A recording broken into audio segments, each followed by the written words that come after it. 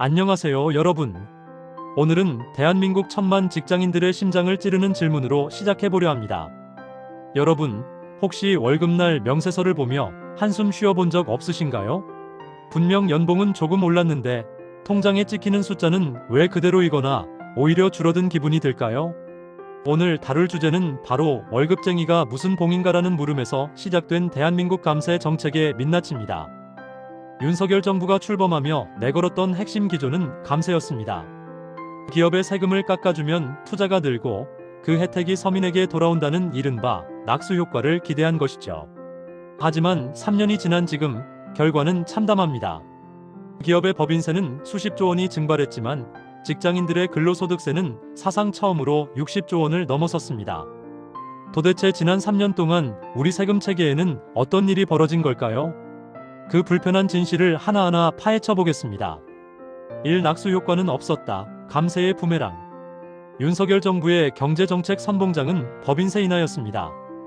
2022년 당시 정부는 법인세 최고세율을 25%에서 22%로 낮추려 했습니다. 야당의 반대로 전 구간 1%포인트 인하에 그쳤지만 감세의 신호탄으로는 충분했습니다. 정부는 말했습니다. 기업이 돈을 벌어야 일자리가 생기고 내수가 산다. 하지만 현실은 어땠을까요? 2021년 4.6%였던 경제 성장률은 2022년 2.7%, 2023년 1.4%로 곤두박질 쳤습니다. 지난해 2.0%를 기록하며 반등하는 듯 보였지만 한국은행의 당초 전망치인 2.5%에는 한참 못 미쳤습니다. 낙수 효과를 기대하며 세금을 깎아줬더니 성장은 멈추고 소비 심리는 꽁꽁 얼어붙은 겁니다. 통계청 자료를 보면 소매 판매액 증가율은 3년 연속 마이너스를 기록하며 갈수록 악화하고 있습니다. 가장 확실하게 나타난 현상은 딱 하나, 바로 세수 펑크입니다. 2023년 56조 4천억 원이라는 역대급 세수 결손에 이어 지난해에도 30조 원이 넘는 구멍이 났습니다. 나라 곳간이 비어가는 상황에서도 정부는 감세 기조를 멈추지 않았습니다. 주식 양도세 대주주 기준을 완화하고 금융투자소득세 폐지를 밀어붙였습니다. 과연 이 혜택은 누구에게 돌아갔을까요? 이 법인세는 뚝, 근로소득세는 역대 최대. 자, 이제 직장인들의 유리지갑 이야기를 해봅시다. 정부가 부자들과 기업의 세금을 깎아주는 동안 정작 월급쟁이들의 세금은 꾸준히 늘었습니다. 2022년 57조 4천억 원이었던 근로소득세는 매년 늘어나 지난해 사상 처음으로 61조 원을 기록했습니다. 10년 전과 비교하면 무려 2.4배나 증가한 수치입니다. 더 충격적인 것은 총 국세에서 근로소득세가 차지하는 비중입니다. 2022년 14.5%였던 비중이 지난해 18.1%로 껑충 뛰었습니다. 반면 법인세는 어떤가요? 2022년 103조 원이 넘게 거치던 법인세는 2024년 62조 원대로 쪼그라들었습니다. 불과 2년 만에 기업이 내는 세금이 40% 가까이 증발한 겁니다. 정부는 취업자가 늘고 임금이 올라서 세수가 늘었다고 해명합니다. 하지만 실상을 들여다보면 고개가 저어집니다. 상용 근로자 1인당 명목임금은 조금 올랐을지 몰라도 물가 상승률을 고려한 실질임금은 제자리 걸음이거나 오히려 퇴보했습니다. 상여금을 받는 특수한 달을 제외하면 직장인들의 지갑은 물가 상승의 속도를 따라가지 못했습니다. 내 살림살이는 팍팍해졌는데 국가에 내는 세금만 늘어난 셈입니다. 하준경 교수의 지적처럼 기업 세금은 줄고 근로자 부담만 커진다면 불만이 터져나오는 것은 당연한 수순입니다.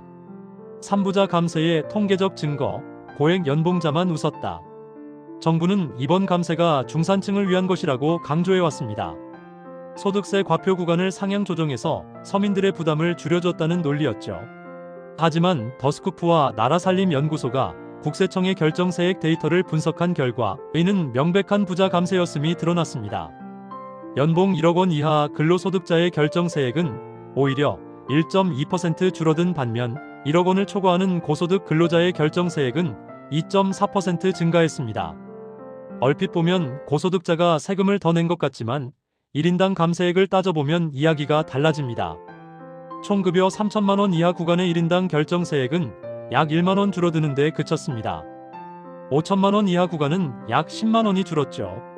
그런데 연봉 1억 원 이하 구간은 48만 원, 5억 원 이하 구간은 무려 119만 원이나 세금이 줄었습니다. 즉, 소득이 높을수록 감세 혜택의 절대 액수가 기하급수적으로 커진 겁니다. 2022년 세법 개정 당시 정부는 6%와 15% 세율 적용 구간을 조정하며 서민 혜택을 강조했지만 실질적으로는 고액 연봉자들이 연봉 3천만 8천만 원 사이의 중산층보다 훨씬 더 많은 감세 혜택을 누렸습니다. 부동산 양도소득세 역시 마찬가지입니다. 고가 부동산을 거래하는 이들이 건당 평균 50만 원에 가까운 감세 혜택을 볼 때 서민들의 체감 효과는 미미했습니다. 누구를 위한 세법 개정이었나라는 질문에 통계는 고소득층과 대기업이라고 답하고 있습니다. 사물가 연동제의 필요성, OECD 22개국은 이미 하고 있다. 여기서 우리는 중요한 개념 하나를 짚고 넘어가야 합니다. 바로 물가 연동제입니다. 현재 우리나라는 명목 소득이 오르면 자동으로 더 높은 세율 구간에 진입하게 되는 브래킷, 크리프 현상이 발생하고 있습니다. 물가가 5% 오르고 내 월급도 5% 올랐다면 실제 내 구매력은 변함이 없어야 하는데 세금은 오른 월급에 맞춰 더 높은 세율을 적용하니 실질 소득은 오히려 줄어들게 됩니다. OECD 38개 회원국 중 미국, 영국, 독일 등 22개국은 이미 소득세 물가 연동제를 시행하고 있습니다. 물가 상승분을 과표 구간이나 공제액에 자동으로 반영해 국민들이 소리 없는 증세를 당하지 않도록 보호하는 것이죠. 우리나라도 이제는 소득세 기본 공제를 현실화하고 물가 연동제를 적극적으로 검토해야 한다는 목소리가 커지고 있습니다. 안창남 소장의 말처럼 물가 상승을 반영하지 않는 세법 적용은 사실상 정부가 앉아서 증세를 하는 것과 다름없기 때문입니다. 직장인들은 국가 재정의 든든한 버팀목입니다. 하지만 법인세 펑크를 월급쟁이들의 유리지갑으로 메우는 식의 조세 행정은 조세 정의에 어긋납니다. 특히 대기업과 초부자들에게 집중된 감세 혜택이 낙수 효과로 이어지지 않았음이 증명된 지금 과세 합리화 방안에 대한 논의는 더 이상 미룰 수 없는 과제가 되었습니다. 6.3 대선 이후 이재명 정부의 과제, 비상계엄과 탄핵이라는 격동의 시간을 지나 6.3 대선으로 출범한 이재명 정부 역시 감세의 유혹에서 자유롭지 못했습니다. 이재명 대통령은 후보 시절 국가첨단전략산업 국민펀드 투자를 통한 소득세 감면 등을 공약으로 내걸었죠. 표를 얻기 위한 감세 공약은 달콤하지만 국가재정이라는 현실 앞에서는 냉혹한 선택이 기다리고 있습니다. 이미 윤석열 정부의 세법 개정으로 인해 향후 5년간 줄어들 세수 규모만 45조 원이 넘습니다. 나라살림연구소의 분석에 따르면 소득세, 법인세, 종부세, 증권거래세 등 핵심 세목에서 대규모 감세가 이미 확정된 상태입니다. 재정 지출을 늘려야 하는 포스트 탄핵 정국에서 누군가의 세금을 줄여준다는 것은 결국 다른 누군가가 그 부담을 져야 하거나 국가 부채를 늘려야 한다는 의미입니다.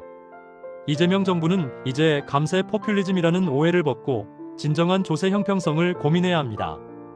고액 연봉자에게 집중된 혜택을 서민과 중산층으로 돌려놓고 물가 상승에 고통받는 근로자들을 위한 실질적인 과세 표준 조정을 시작해야 합니다. 단순히 세금을 깎아주는 것이 능사가 아니라 어디에서 세금을 걷어 어떻게 효율적으로 쓸 것인가에 대한 사회적 대합의가 필요한 시점입니다. 마무리. 자, 오늘 준비한 내용은 여기까지입니다. 여러분은 어떻게 생각하시나요? 법인세는 줄어드는데 근로소득세만 늘어나는 현실, 그리고 중산층이 아닌 고소득자에게 집중된 감세 혜택, 이것이 우리가 바랐던 조세 정의일까요? 월급쟁이는 국가의 봉이 아닙니다. 정당하게 번 만큼 정당하게 세금을 내고 그 세금이 다시 우리의 삶을 지탱하는 복지와 인프라로 돌아오는 선순환 구조가 필요합니다. 2026년 대한민국 증시가 5천 시대를 꿈꾸듯 우리의 조세 행정도 선진국 수준으로 레벨업 되기를 기대해봅니다. 긴 시간 시청해주셔서 감사합니다. 오늘 이 영상이 여러분의 소중한 지갑을 지키는데 조금이라도 도움이 되길 바랍니다. 내용이 유익했다면 구독과 좋아요 부탁드려요.